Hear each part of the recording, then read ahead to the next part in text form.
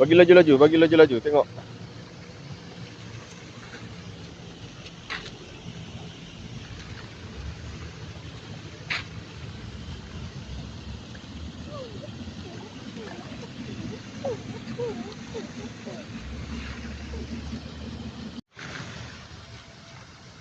Banyak tu.